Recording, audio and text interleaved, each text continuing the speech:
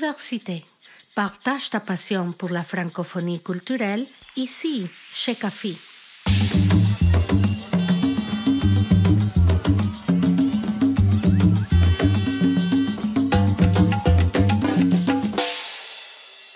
Bonjour, chère communauté, et bienvenue chez CAFI Diversité, un endroit où votre voix est importante et est écoutée, un podcast qui est basé sur la culture, l'inclusion, la collectivité et donne la parole à une communauté participative et inclusive. Je m'appelle Maud Basque et je suis l'animatrice de ce podcast multiculturel. Aujourd'hui, nous discuterons de certains et quelques sujets d'inclusivité et de culture avec Cynthia Chikunda et Rania Marmouche, qui ont des histoires et des sujets incroyables à partager au sein de cette communauté.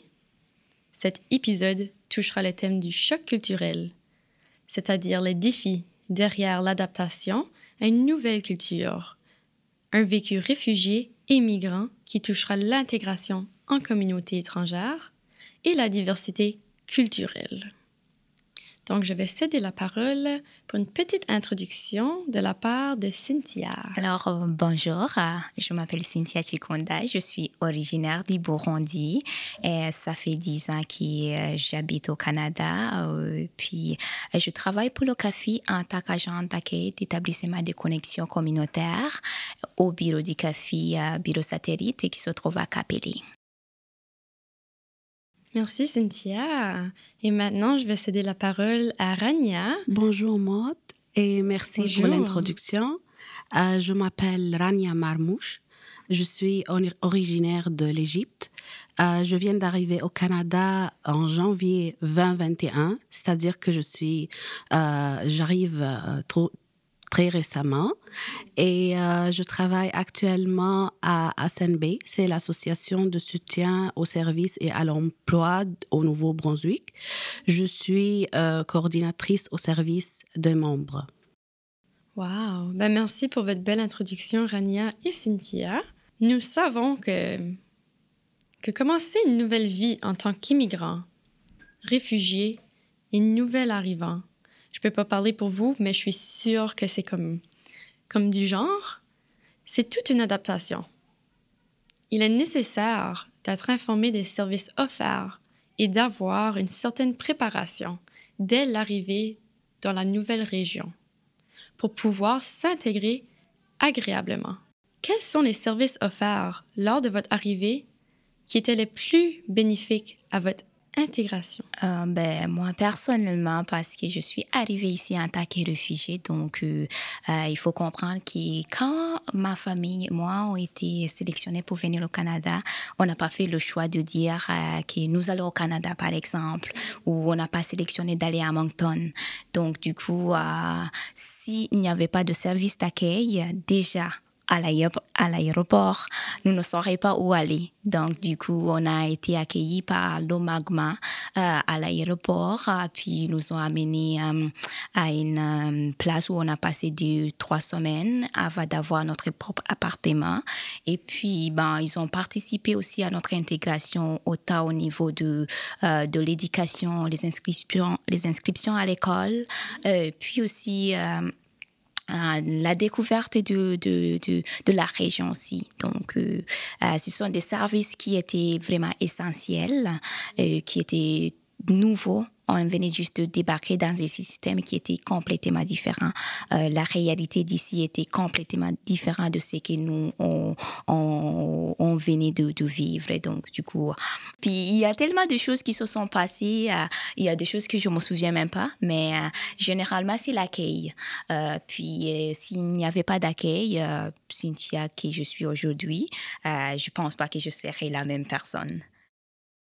Je suis sûre aussi, comme vous avez dit, votre contexte était évidemment très différent que juste un nouvel arrivant d'un contexte, on va dire, normal, mais tout le monde a leur propre contexte. Donc, je suis sûre que l'importance d'avoir ces services-là pour vous, qui est disponible, accessible pour vous, est très, très, très, très, très important. Oui, c'était super intéressant en même temps Parce que les agents qui nous ont accueillis, les agents qui travaillaient pour Maguma et même les agents du CAFI aussi, on a été chanceux d'avoir des services offerts par les deux communautés, organisations, je veux dire, autant le CAFI et le Maguma. Donc, ça nous a aidé beaucoup parce que moi, j'ai vécu dans un camp de réfugiés pendant 12 ans. J'ai fui la guerre, mais on a fui la guerre. Ma famille a fui la guerre qui a écarté dans mon pays en 1993. Et puis, du coup, j'ai passé 12 ans dans un camp de réfugiés. J'ai passé toute mon enfance dans un camp de réfugiés. J'ai été née pendant la guerre. Et puis, là aussi, les services de base n'étaient pas vraiment disponible. Donc, une fois que je suis débarquée ici, j'avais aucune idée où est-ce que je me trouvais. C'était complètement nouveau. Tout était complètement nouveau. Donc, si c'était pas les services déjà offerts, je savais pas, j'allais me perdre. Déjà, l'explication de comment ça fonctionne ici, les téléphones, les télévisions, tout ça, c'était nouvelle pour moi. Donc, il a fallu que les agents qui nous ont accueillis nous expliquent comment ça fonctionne, le système de logement, comment on trouve un appartement, comment les enfants vont à l'école, comment les enfants font les autobus gratuits pour aller à l'école. Chez moi, ça n'existait pas, ce système-là. Donc, pour moi, c'était comme, OK, complètement nouveau. Donc, parfois, j'allais à l'école. Je savais même pas qu'est-ce que je fais à l'école. Donc, ouais, mais grâce au service qui était là, je m'en souviens que quand je suis arrivée aussi, il y avait un programme avec le Maguma qui amenait les enfants à la maison de jeunes à Dieppe, les jeunes, pour nous socialiser avec les jeunes de la communauté. Donc, j'ai aimé ce service-là parce que j'étais adolescent quand je suis arrivée. Donc, ça m'a fait sortir de chez moi. Je ne suis pas restée isolée, même si je ne comprenais rien du tout, parce que je ne parle pas ni le français ni l'anglais. Donc, ça a dû être un certain défi par rapport à essayer de créer certaines connexions avec les gens auxquels vous fréquentez l'école avec. Absolument. Donc, je suis sûre que ça a très, très aidé par rapport à votre intégration oui, aussi. Oui, une intégration, ça a été petit à petit. Là, ça n'arrive pas aujourd'hui. Ouais. C'est un processus qui dure quand même pas mal de temps. Là. Ça m'a pris quand même au moins une année pour comprendre vraiment comment ça fonctionnait à l'école. Mais je me suis adaptée. Je suis contente que vous nous avez partagé ça, Cynthia. Une très belle histoire, un vécu très particulier qui vous en sort une femme très forte?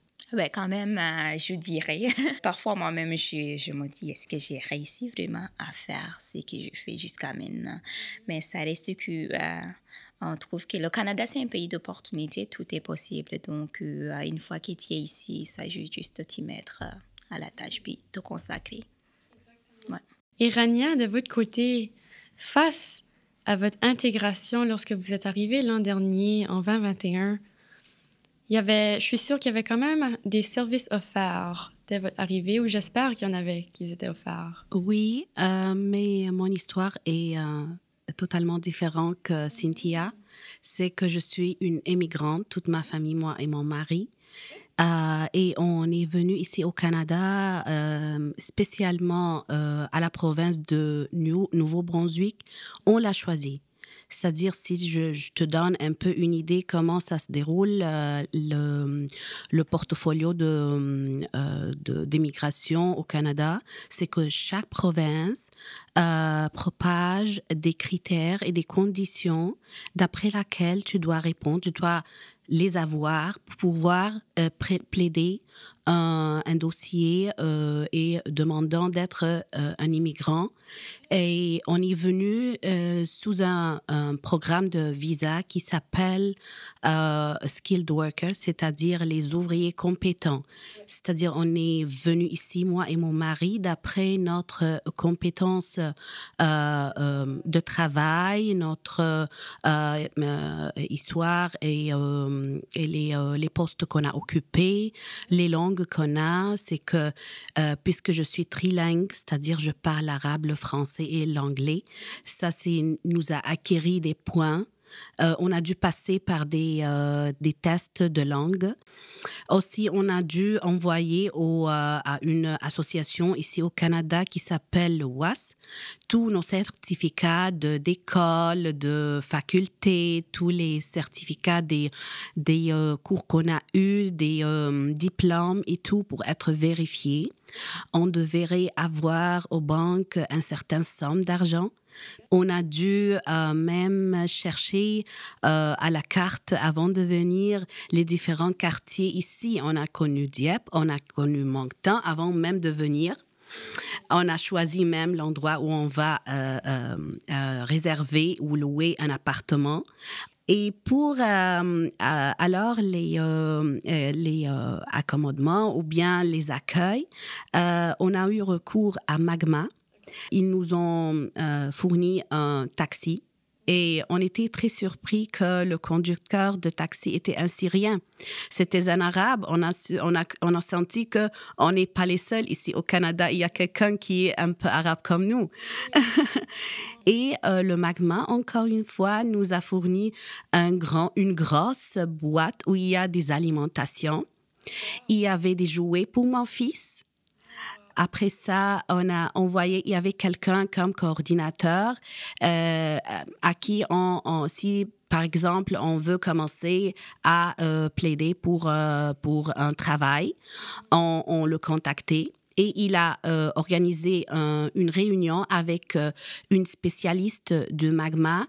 Et puis, lorsque j'ai commencé à présenter mon CV, et j'ai eu encore une fois recours parce que c'était le premier défi, c'est que ici, les compagnies ou les employeurs, ils nécessitent que tu aies une expérience du marché d'emploi canadien.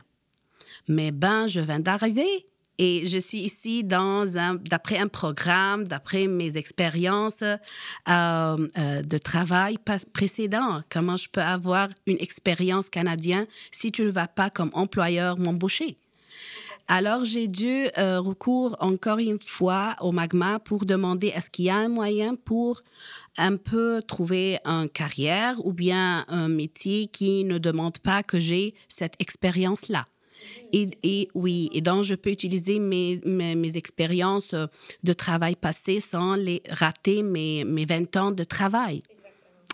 Et ils ont me donné quelques conseils aussi d'essayer de trouver d'autres domaines. Mais la dame a dit ne perds pas d'espoir et tu vas trouver certainement des employeurs qui vont prendre ce risque de t'embaucher à cause de ton expérience et tout. Je suis sûre qu'au fil des années après ça, au fil des temps, vu que ça fait seulement 1 an que vous êtes ici, évidemment, que j'espère qu'il y ait des employeurs qui étaient beaucoup plus ouverts par rapport à vos expériences de travail, parce que c'est quand même un certain défi lorsqu'on arrive à un pays étranger, une nouvelle communauté, puis que ta certification n'est pas nécessairement validée dans ce pays.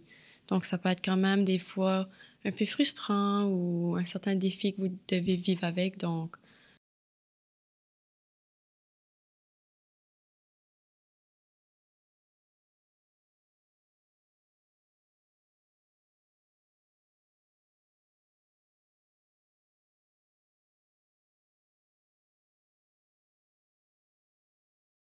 pouvez-vous me parler par rapport aux certains défis que vous avez vécus dans le monde du travail? Parce que je sais que vous avez quand même assez d'expérience depuis votre arrivée de 1 an ici. Oui, spécialement ici aux provinces de Nouveau-Brunswick, comme c'est officiellement bilingue, alors les employeurs insistent que chaque candidat ait les 2 langues, soit bilingue. Et pour moi, comme je suis francophone, j'ai pas eu ce problème-là. J'ai trouvé un travail, mais le problème était pour mon mari. Il a beaucoup eu de problèmes à trouver un travail. Et lorsqu'il a été, il a essayé de prendre des cours de français gratuitement. Il était mis sur une liste d'attente pour des mois. c'est pas quelque chose qui est facilement fourni. Et c'est quelque chose, je pense, que le gouvernement doit s'en charge de fournir ces cours de français pour les nouvelles arrivants, spécialement pour une province qui est officiellement bilingue. Deuxièmement, pour les employeurs, ils doivent avoir un peu, un esprit assez ouvert et ne pas insister que les deux langues soient le français et l'anglais, et peut-être l'anglais et l'allemand, et peut-être l'espagnol et l'anglais, l'arabe et le français. C'est-à-dire que pas nécessairement... L'Égypte, c'est un pays anglophone, mais il y a beaucoup de pays, beaucoup des immigrants ici qui viennent du nord de l'Afrique, qui sont des Marocains, des Tunisiens, des Algériens, qui parlent le français et l'arabe. Et ils font aussi face à le même problème, mais pour l'anglais. Alors, ça demande un employeur vraiment assez audacieux qui accepte d'embaucher un immigrant dont il voit potentiel, avec des dons, avec des compétences. Et c'est à toi comme employeur d'évoluer, de l'évoluer, de travailler sur améliorer son expérience sur le marché, de peut-être lui fournir ses cours de formation de langue. Troisièmement, il y a quelques employeurs qui ont tiré profit du fait que j'ai pas une idée comment se fait la calculation des taxes sur le salaire. C'est-à-dire, ils m'ont promis un certain paiement par heure et lorsque j'ai été embauchée, j'ai été surpris de savoir que je touche moins. Et lorsque je leur ai demandé, ils m'ont dit: c'est pas notre problème. On t'a envoyé l'offre de travail, l'offre d'emploi. J'ai envoyé à la coordinatrice des ressources humaines une demande si elle peut m'expliquer comment ça se déroule, la calculation. Et elle m'a dit: oh, c'est très difficile. J'ai essayé de regarder sur l'Internet. J'ai pas réussi parce que la calculation des taxes de chaque province de Canada varie. J'ai été bluffée, comme tu peux dire. Et j'ai dû, bien sûr, quitter le travail. Et j'ai resté à la maison pour quelques mois jusqu'à que j'ai trouvé ce travail. Mais je n'avais pas d'écran parce que j'étais confidente de moi parce que je possède la langue française et l'anglais. Mais une autre personne que moi, elle aurait dû continuer avec ce maltraitement, cette discrimination. C'est triste que ça arrive au jour d'aujourd'hui. Moi, j'aurais assumé qu'en 2021, on n'aurait pas encore les problèmes-là puisqu'on continue à évoluer en tant que communauté. Il faut qu'il y ait des changements qui se fassent par rapport à ça. Puis surtout, on sait qu'avec les femmes, on a évidemment du travail à faire par rapport à nos droits, par rapport à nos salaires. Je peux pas imaginer en tant que femme immigrante, réfugiée ou nouvelle arrivante, les défis qu'il doivent y avoir de ce côté. Parce que oui, on est dans une minorité en tant que femme immigrante ou de n'importe quelle catégorie, les défis sont encore plus présents. Ouais, ça devient de plus en plus vraiment dur. Hein. Donc, tu expérimentes une double discrimination. Tu es discriminée en tant que femme et puis après tu es discriminée en tant que femme immigrante. Donc, il y a une double standard là-dessus. Parfois aussi, la discrimination peut être sous le niveau de ta race, d'où tu viens, la couleur de tes yeux, de tes cheveux, de ta peau, si tu portes la voile ou pas. Et il y a au sein de certains employeurs des discriminations concernant certains métiers. C'est-à-dire, certains employeurs peuvent voir que la personne qui fait le sales est plus important que toutes les autres tâches au sein de l'établissement. La personne qui est, je ne sais pas, qui travaille comme une nurse, une infirmière, est importante que la secrétaire. Non, on est tous importants. Et s'il y a quelqu'un qui n'assume pas ses tâches, l'organisation ne va pas bien fonctionner. C'est sûr que les défis sont toujours là. Si les gens ne reconnaissent qu'on est tous égaux, puis qu'on peut accomplir les mêmes tâches de la même manière, peu importe la couleur de notre peau, peu importe d'où on vient, peu importe même l'accent de notre langue, il y a toujours un problème, là. Ça, c'est une chose.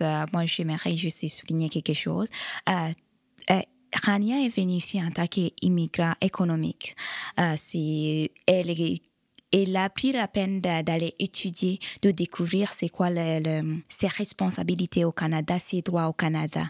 Mais quelqu'un qui vient ici comme moi en tant que réfugié, donc tu n'as aucune connaissance, déjà que tu n'as pas sélectionné le Canada. Pour toi, tu veux un endroit où tu vas te sentir en sécurité. Donc, tu arrives ici. Ce qui arrive, c'est que on va juste accepter n'importe quoi. Donc, on va travailler n'importe où, n'importe quel travail qu'on nous donne parce qu'on pense pas qu'on a le même droit que les Canadiens. Et puis, c'est un défi parce que les gens qui viennent ici en tant que réfugiés, la plupart du temps, ils savent pas qu'ils ont les mêmes droits que les Canadiens, là. Surtout quand ils sont des résidents permanents. Donc, ça se peut que les gens arrivent ici, tu vas voir la plupart des gens qui sont arrivés ici en tant que réfugiés, ils vont commencer à travailler dans les shops de poissons, par exemple. Moi, ma première job, c'était femme de ménage. J'étais encore trop jeune, j'étais un adolescent, mais pour moi, parce qu'on ne m'a pas expliqué, je connaissais pas comment le système fonctionnait. Pour moi, je pensais c'est juste avoir un travail, c'est un travail. Donc, du coup, j'ai été femme de ménage pendant quelques temps, puisqu'on m'a pas informée sur comment ça fonctionnait ce système-là. Donc, je commençais quand, je pense que le salaire minimum, c'était comme $10 là, à cette époque-là.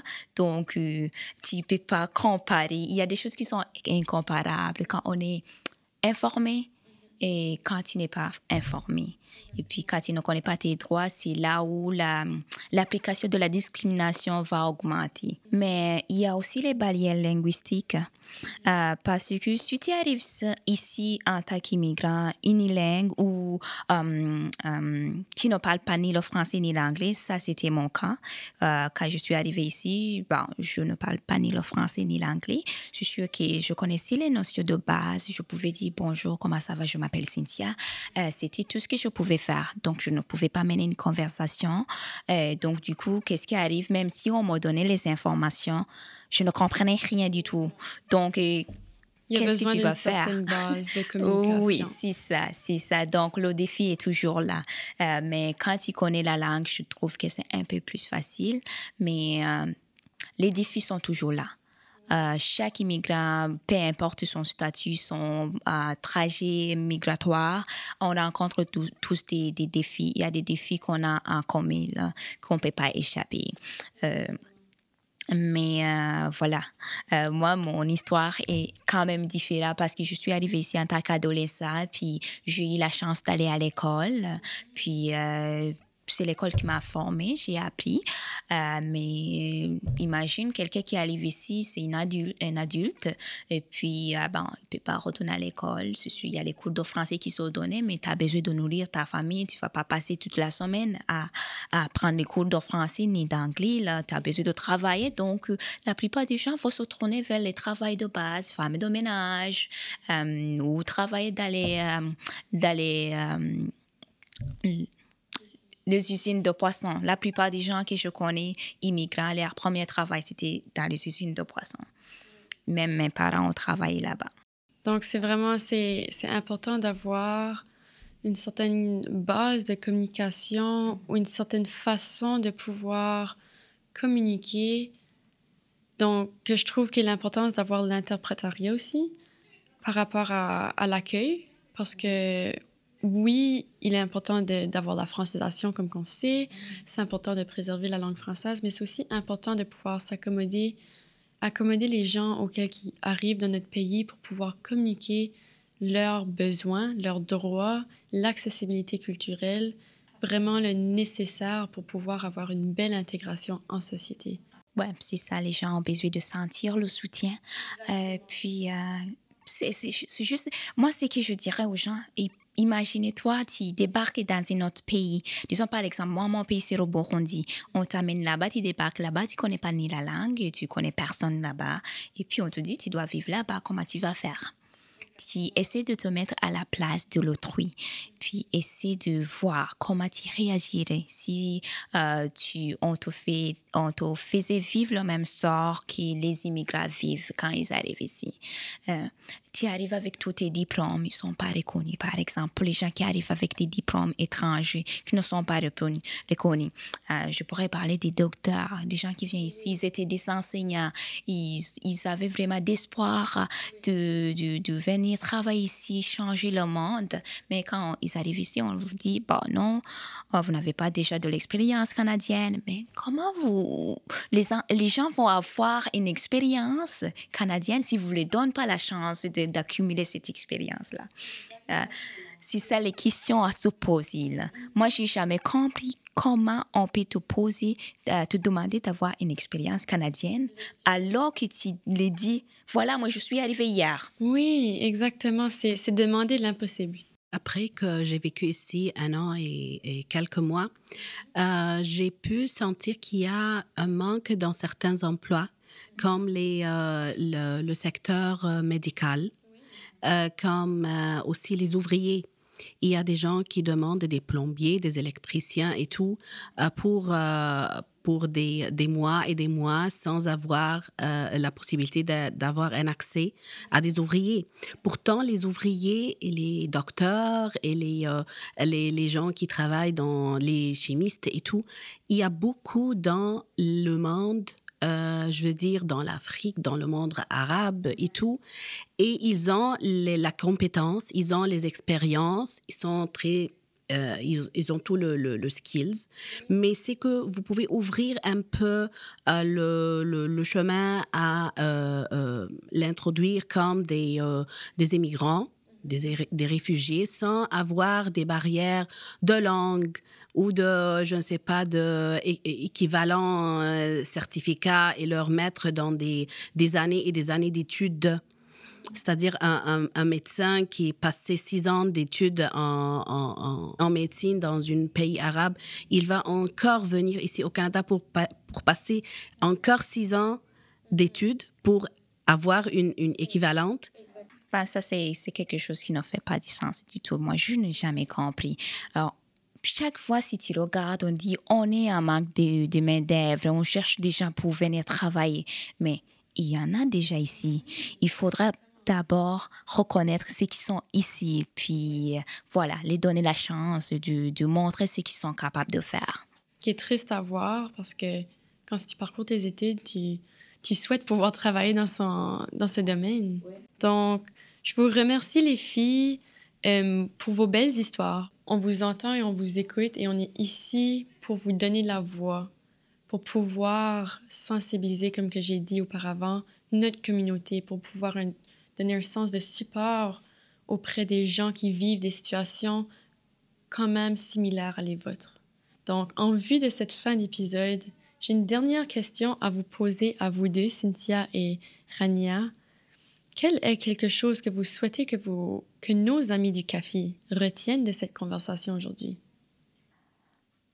Personnellement, je dirais qu'à tous les membres de la communauté locale, les Canadiens, même les immigrants qui sont ici à long terme, il faut que tout le monde sache que on est tous capables.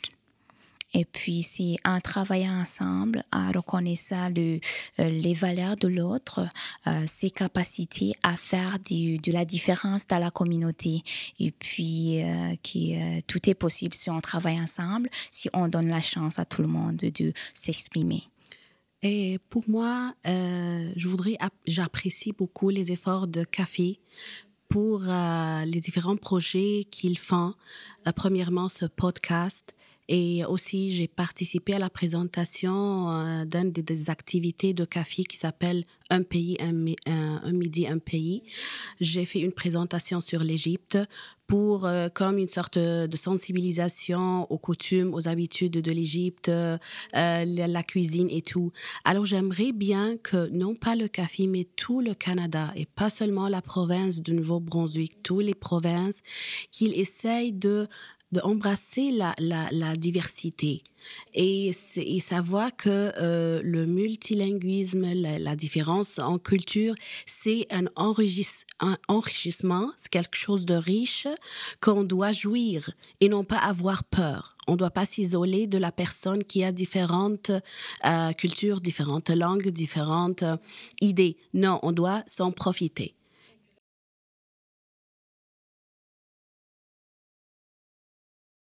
Exactement, c'est très beau ça. C'est très vrai. Donc, je suis avec vous de tout cœur avec ça. C'est très valorisé en tant que moi, citoyenne canadienne originaire. Je trouve ça incroyable de vous voir comme des femmes très fortes, des histoires et des vécus que vous avez eus.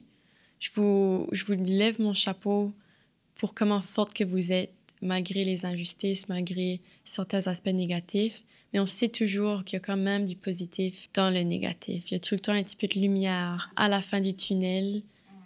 Et je vous lève mon chapeau pour pouvoir avoir réussi de trouver cette lumière. Oui, merci beaucoup. En parlant de la lumière au bout du tunnel, c'est sûr qu'on parle de défis. Parfois, on se plaint des situations qu'on rencontre, mais quand même, moi, en tant qu'immigrant réfugié qui est arrivé ici sans aucune base, qui avait perdu tout l'espoir, aujourd'hui, je suis ici. Et puis, j'ai réussi de faire mon secondaire. Je suis allée à l'université. Maintenant, je travaille. Je me dis, si je n'étais pas venue au Canada, malgré tout, je n'aurais dû atteindre le niveau que je suis aujourd'hui. Donc, merci le Canada. C'est très beau et très émouvant. Donc, un gros merci à Cynthia et Rania pour cette discussion incroyable et émouvante. Votre participation à cette capsule est certainement une étape plus proche d'une meilleure société inclusive et diversifiée. Et pour vous, chère communauté, merci pour votre écoute et votre engagement dans ce nouveau réseau de communication du CAFI. Restez aux aguets pour notre 6e capsule qui sera diffusée prochainement. Ce projet est financé par le gouvernement du Canada.